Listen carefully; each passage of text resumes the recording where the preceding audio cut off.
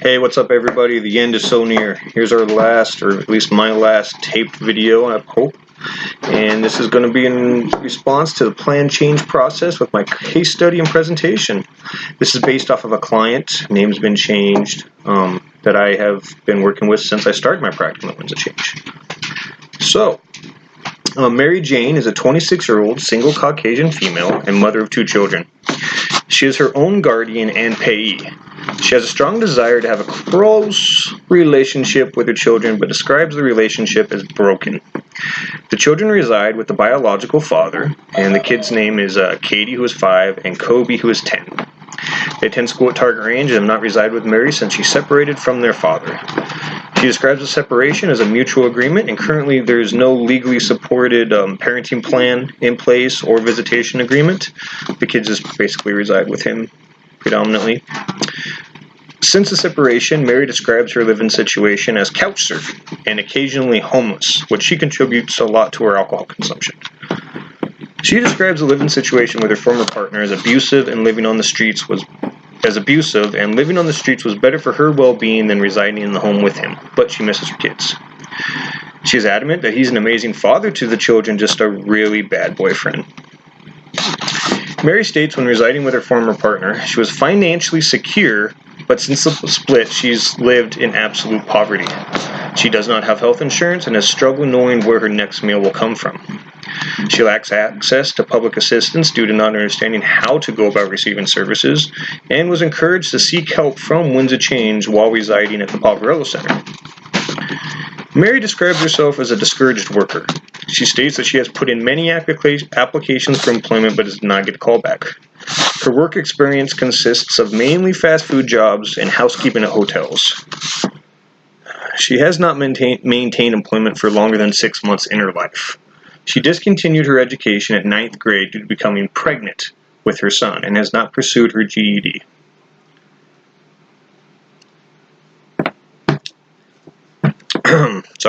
Dry throat.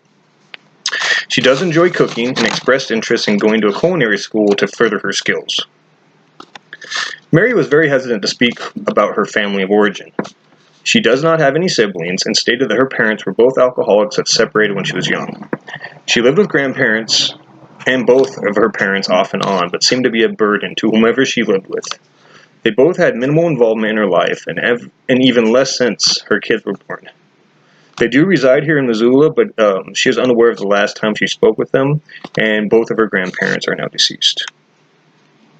When attempting to discuss her childhood, she became reluctant to talk. This did evoke some self-reflection, and this is when she actually started talking about her alcohol use disorder and the concerns about her own drinking and how it affected her relationships with basically everybody in her life.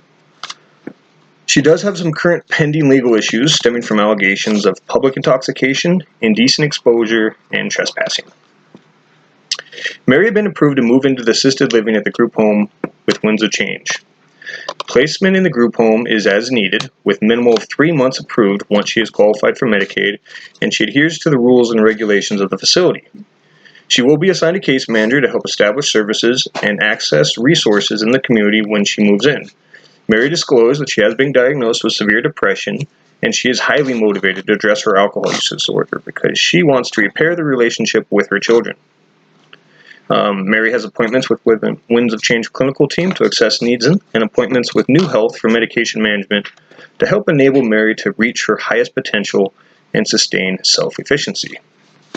So for the plan change process, phase 1, in regards to engagement, definitely utilize a strengths perspective. Focus on the people's strength to help empower and identify assets the client possesses. And anytime when you first meet a person, you start working with them, I think it's kind of been drilled into our heads to be empathetic and genuine.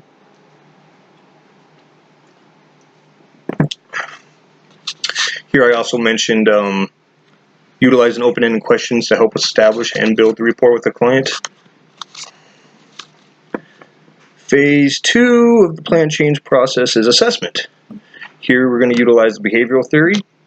Mary's behavior with her nuclear family has conditioned her and her interactions with her family of origin. The biopsychosocial theory, Mary suffers from alcohol use disorder co-occurring with severe depression, limiting her social functioning. The cycle of change theory. Mary is in the action phase of personal change, supported by her seeking the services. That's her coming to the doors and acknowledging that she needs some help. And then the family systems theory. Mary, her former boyfriend, children, and family of origin are all impacted by her behavior. And all of their behaviors have impacted her.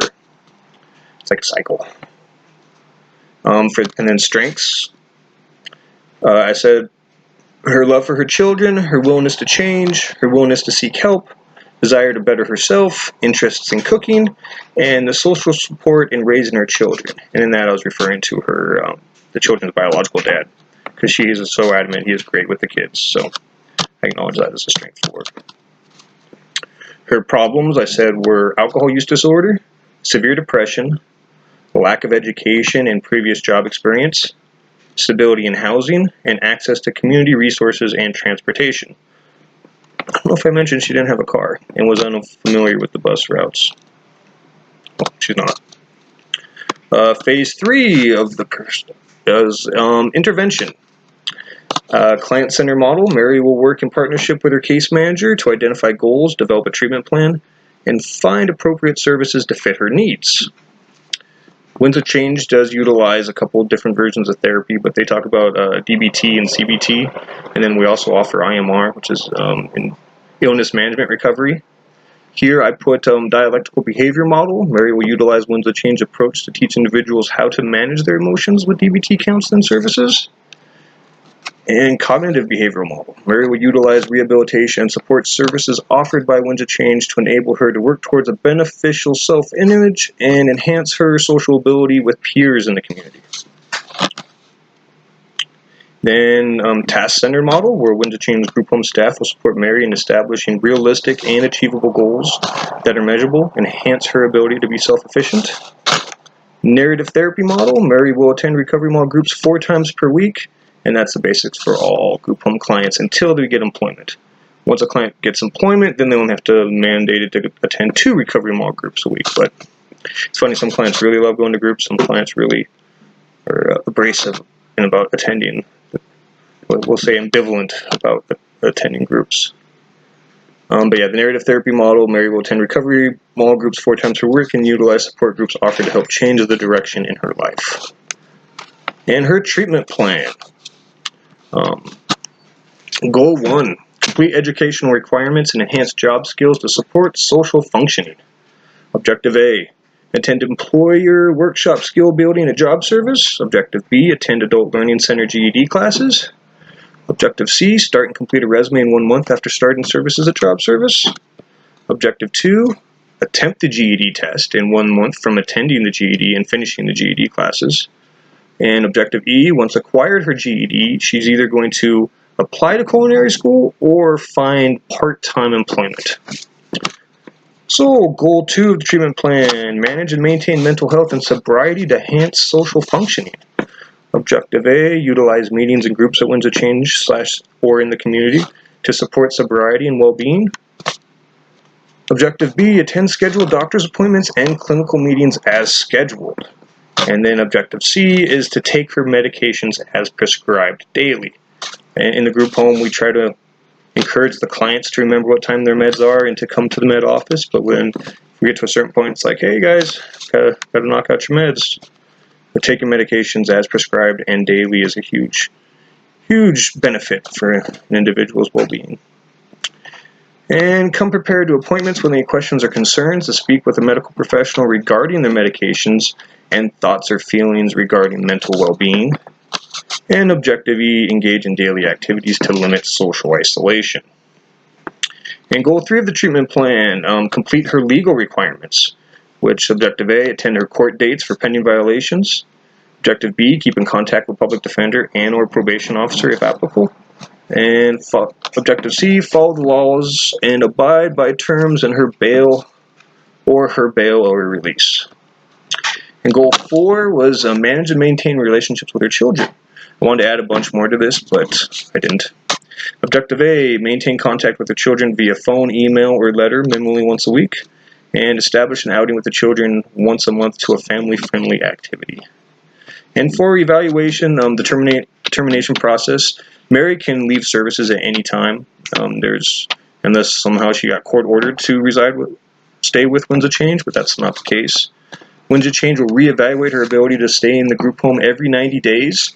And if it's found that she's no longer eligible, which means insurance will no longer pay for her to stay in the group home, she'd be adjusted to a community-based client, and we can still help her with services, just not as a group home client.